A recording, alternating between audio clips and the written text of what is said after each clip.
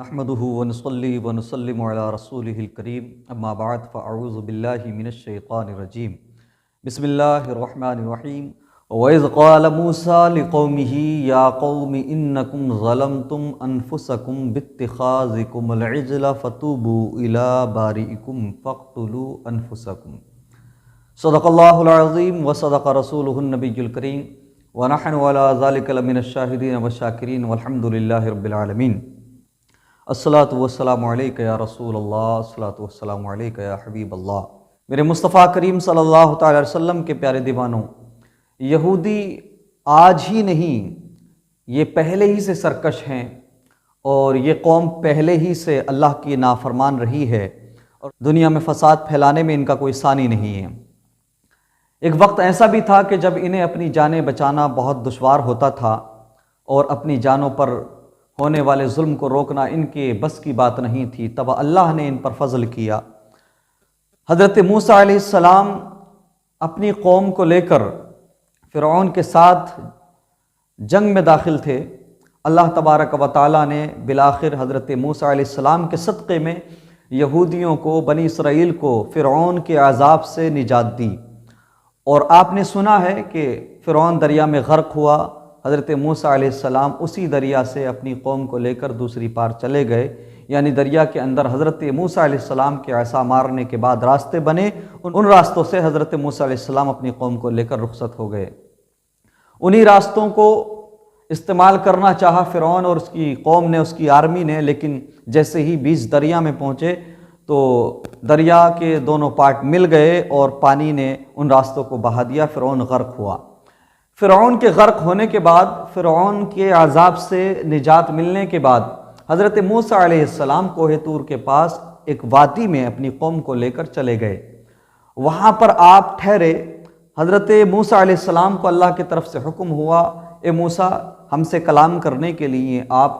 کوہ طور پہ آؤ اور 40 دن کا ارادہ لے کر آؤ، ہم تم پر توریت نازل کرنا چاہتے ہیں۔ اللہ اکبر۔ اب یہ یہودیوں کے لیے دستور حیات اللہ کی طرف سے اترنے والا تھا، احکام خداوندی یہودیوں کو ملنے والے تھے، اللہ کے فرامین کہ جن پر عمل کیا جائے، کن چیزوں کو استعمال کیا جائے، کن کاموں کو کیا جائے اور کن کاموں سے بچا جائے، یہ سب کچھ توریت کی شکل میں ان یہودیوں کو ملنے والا تھا۔ تو حضرت موسیٰ علیہ السلام کوہ طور کے پاس ایک وادی میں اپنی قوم کو، یعنی ان یہودیوں کو چھوڑ کر کوہ طور کی طرف چلے گئے، لیکن جانے سے پہلے اپنے بھائی حضرت ہارون علیہ السلام کو اپنا نائب بنایا اور اپنی قوم کو ان کے حوالے کیا،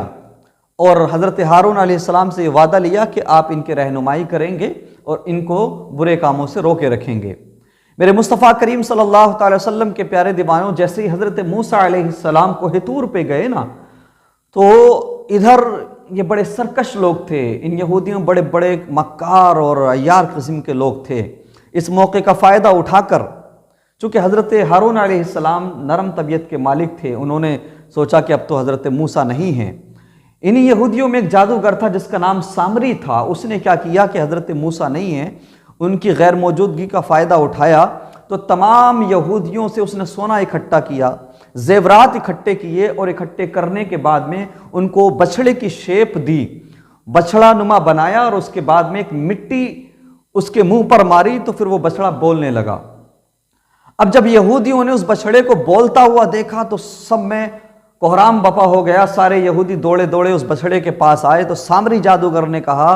اے یہودیو، اے بنی اسرائیل، یہ وہی خدا ہے جس خدا سے حضرت موسیٰ علیہ السلام کوہ طور پہ بات کرنے گئے ہیں۔ حضرت موسیٰ علیہ السلام وہاں گئے ہیں، لیکن وہ خدا ہمارے پاس چل کے خود آ گیا ہے، اس خدا کی عبادت کی جائے، یہی عبادت کے لائق ہے، یہی پوجا کے لائق ہے۔ یہ وہی خدا ہے کہ جس کی عبادت کے لیے حضرت موسیٰ ہم سے کہتے ہیں اور جس سے ملاقات کرنے وہ کوہ طور پہ گئے ہیں۔ حضرت ہارون علیہ السلام نے جب یہ دیکھا تو اپنی قوم کو سمجھایا اور کہا کہ یہ تمہارے لیے آزمائش ہے، اور خدا را شرک میں مبتلا نہ ہو جانا، ورنہ اللہ کا عذاب تمہارا مقدر ٹھہرے گا۔ حضرت ہارون علیہ السلام کے سمجھانے کے وجہ سے یہودیوں کا ایک بہت بڑا حصہ اس چیز سے دور ہو گیا، الگ ہو گیا، اور اس بچھڑے کو خدا نہیں مانا۔ لیکن سامری کی چال میں آ کر، سامری کے گمراہ کرنے پر بہت سارے یہودیوں نے ہزاروں کی تعداد میں اس بچڑے کی پوجا شروع کر دی اور اس کو خدا ماننا شروع کر دیا، اس کی عبادت کرنے لگے، اس کو سجدہ کرنے لگے۔ اللہ اکبر! یعنی جو قوم توحید کی علمبردار تھی، جو قوم توحید کا درس دینے نکلی تھی، وہی قوم مشرک ہو گئی۔ اللہ اکبر! 40 دن تک حضرت موسیٰ علیہ السلام کوہ طور پر رہے، ان پر توریت نازل ہوتی رہی۔ جیسے ہی آپ 40 دن کے بعد کوہ طور سے آئے واپس،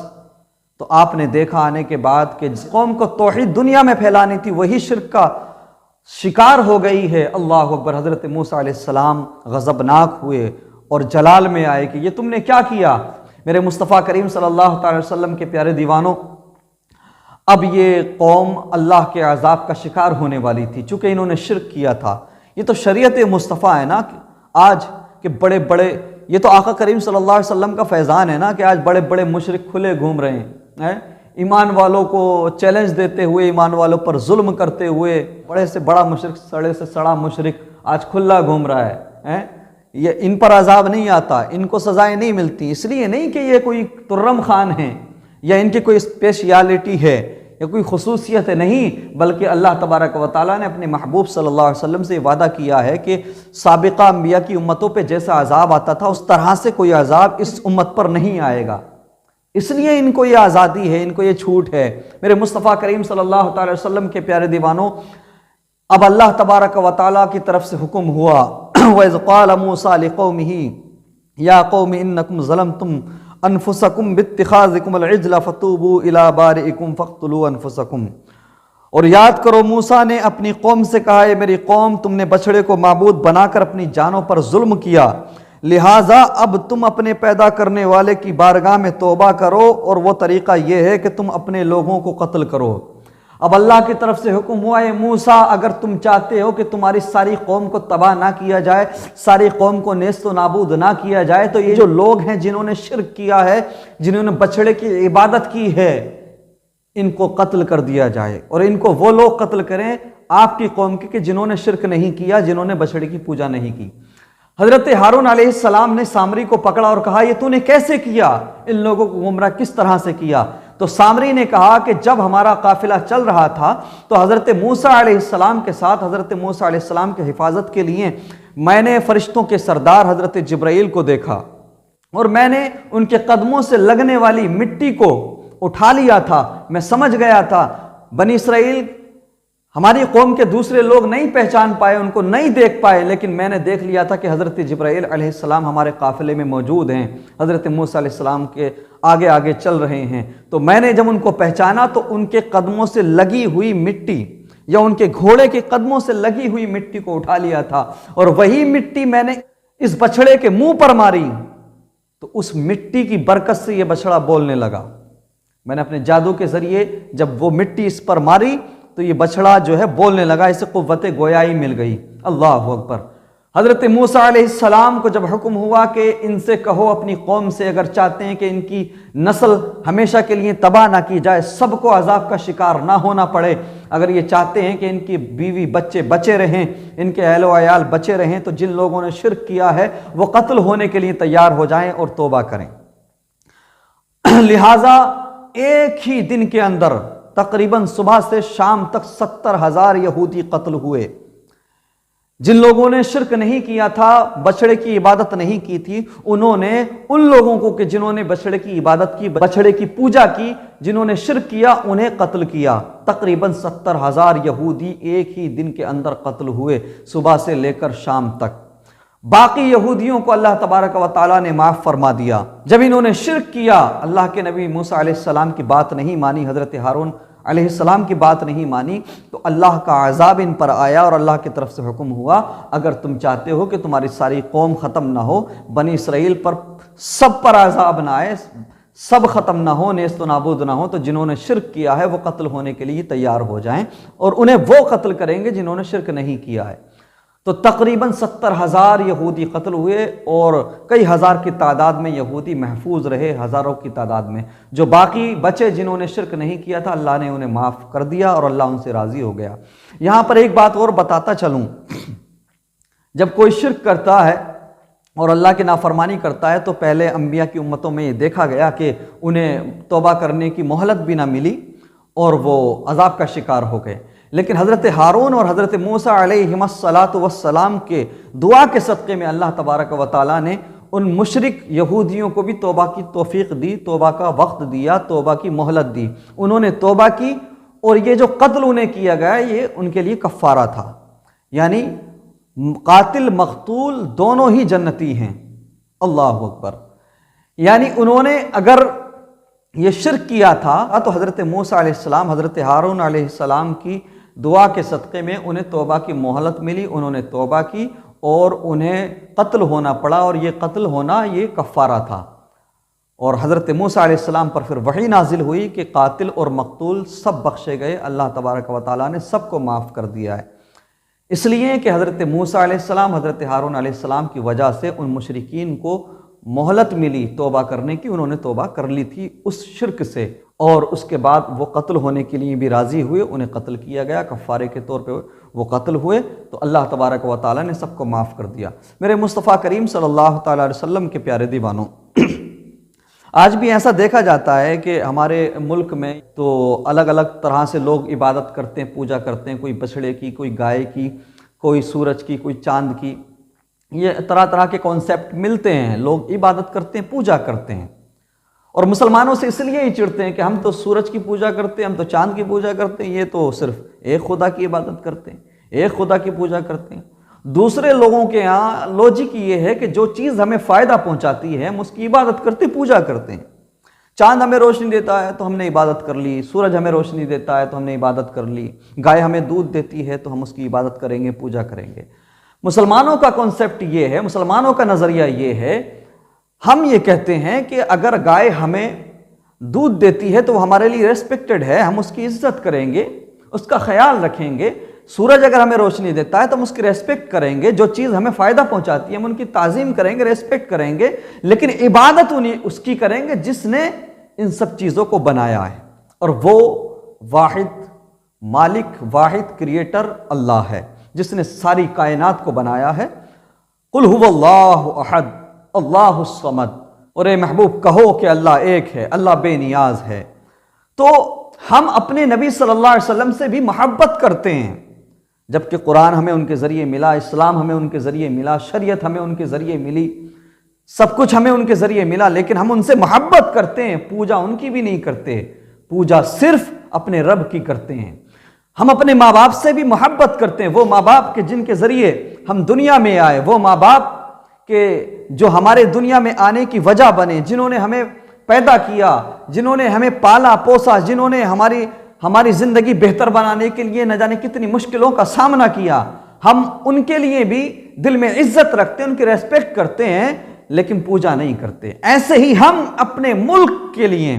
اپنے وطن کے لیے ضرورت پڑنے پر گردن دے بھی دیں گے، گردن لے بھی لیں گے، چاہے وہ کوئی بھی ہو۔ اگر ہندوستان پر آنکھ اٹھائے گا تو ہم اس کی آنکھ پھوڑ دیں گے، چاہے وہ جو ہو۔ اگر بارڈر پر ضرورت پڑی تو مسلمانوں نے پہلے بھی گردنیں دی ہیں، آج بھی ہم گردن دینے کے لیے تیار ہیں اپنے وطن کے لیے، اپنے ہندوستان کے لیے، لیکن ہم اپنی دھرتی کی، اس وطن کی، اس ملک کی دھرتی کی پوجا نہیں کریں گے، عزت کریں گے، اس کے لیے گردن دے دیں گے، لیکن گردن سر جھکائیں گے صرف رب کے آگے، اس رب کے آگے جس رب نے اس زمین کو بنایا، آسمان کو بنایا، کائنات کو بنایا۔ بس یہ چیز ہے، اس چیز کو اگر لوگ سمجھ لیں اس ڈیفرنٹ کو اور کمپرومائز کر لیں تو جھگڑے ختم ہو جائیں۔ لکم دینکم ولی دین، تمہارا دھرم تمہارے لیے، ہمارا دین ہمارے لیے، جیو اور جینے دو۔ رہی بات ہم پر انگشت نمائی کرنے کی، یا آج کل دیکھا جاتا ہے کہ ہمارے ہندوستان کے جو غیر مسلم بھائی ہیں وہ یہودیوں کو اپنا بڑا قریبی سمجھتے ہیں اور بڑا خاص سمجھتے ہیں، اور ان کی طرفداری کرتے ہیں، فلسطین اور اسرائیل کی جنگ میں یہودیوں کا پارٹ لیتے ہوئے نظر آتے ہیں۔ ارے بھائی، آپ غلط فہمی کے شکار ہیں۔ یہ یہودی جس نبی کے ماننے والے ہیں، ہم بھی اس نبی کے ماننے والے ہیں، حضرت موسیٰ علیہ السلام کی قوم ہے۔ وہ الگ بات ہے کہ حضرت موسیٰ علیہ السلام کی تعلیمات کو انہوں نے بھلا دیا ہے اور یہ اب کفر و شرک میں مبتلا ہو گئے ہیں۔ حضرت موسیٰ علیہ السلام کی تعلیم کو انہوں نے بھلا دیا، اور جب آخری نبی صلی اللہ علیہ وسلم دنیا میں تشریف لے آئے تو چاہے وہ یہودی ہو یا عیسائی ہو، سب کے لیے لازم ہو گیا کہ وہ آخری نبی پر ایمان لائیں۔ اور جانتے ہو آپ ان کا جھگڑا کیا ہم سے؟ یہ بھی جانتے ہیں کہ آخری نبی صلی اللہ تعالی وسلم جنہیں مسلمان مانتے وہ حق ہیں، یہ بھی جانتے ہیں کہ حضرت موسیٰ کو مسلمان مانتے ہیں، حضرت عیسیٰ کو بھی مانتے ہیں، حضرت ابراہیم کو بھی مانتے ہیں جن کو یہ ابراہم کہتے ہیں، ہم داؤد علیہ السلام کہتے ہیں یہ ڈیوڈ کہتے ہیں، ہم ابراہیم علیہ السلام کہتے ہیں یہ ابراہم کہتے ہیں، ہم یوسف علیہ السلام کہتے ہیں یہ جوشف کہتے ہیں، سمجھ رہے ہو آپ؟ تو ہم آدم علیہ السلام کہتے ہیں یہ ایڈم کہتے ہیں، سب کچھ یہ مانتے ہیں، سب انہیں پتہ ہے سچائی کا، لیکن بس ہم سے نفرت کی یہ وجہ ہے ان یہودیوں کی، یہ ہم سے اس لیے لڑتے ہیں، اس لیے جنگ کرتے ہیں چونکہ حضرت مصطفیٰ کریم صلی اللہ تعالی وسلم محمد رسول اللہ آخری نبی حضرت اسماعیل کی نسل میں آئے، اور یہ چاہتے تھے کہ جس طرح سے پہلے بہت سارے انبیاء ہماری حضرت اسحاق علیہ السلام کے نسل میں بھیجے گئے، یعنی یہودیوں میں بھیجے گئے، بنی اسرائیل میں بھیجے گئے، تو آخری نبی کو بھی یہودیوں میں ہی بھیجنا تھا اللہ کو، اور بنی اسرائیل میں ہی بھیجنا تھا، یہ اعزاز بھی ہمیں ہی ملنا تھا، اس لیے ہم سے نفرت کرتے ہیں یہ، ورنہ یہ جانتے ہیں کہ محمد رسول اللہ صلی اللہ تعالی وسلم سچے ہیں۔ اس لیے تم بے وجہ کہ بیگانی شادی میں عبداللہ دیوانہ تم چکر میں مت پڑو، ہے نا، یہ تمہارے نہیں ہیں، اور جن چیزوں کی تم پوجا کرتے ہو تو یہ انہیں استعمال کرتے ہیں، جو تمہارے لیے ریسپیکٹڈ ہیں، جو تمہارے لیے عظیم ہیں، یہ ان کو عظیم نہیں سمجھتے، ان کو ریسپیکٹڈ نہیں سمجھتے ہیں، سمجھ رہے ہو آپ؟ اس لیے مسلمانوں کی نفرت میں اتنے اندھے مت ہو جاؤ کہ تم اسرائیلیوں کو، یہودیوں کو بھی اپنا باپ سمجھنے لگو۔ اللہ تبارک و تعالی ہمارے ملک کی فضا اور ہوا کو پاک رکھے، ہمارے ملک کو شاد رکھے، آباد رکھے، ہمارے ملک کو ترقی عطا فرمائے، اور دنیا میں جہاں جہاں پر بھی ظلم ہو رہا ہے پروردگار مظلوموں کو، ظالموں کے ظلم سے نجات عطا فرمائے۔ وآخر دعوانا ان الحمد للہ رب العالمین وما علینا الا البلاغ۔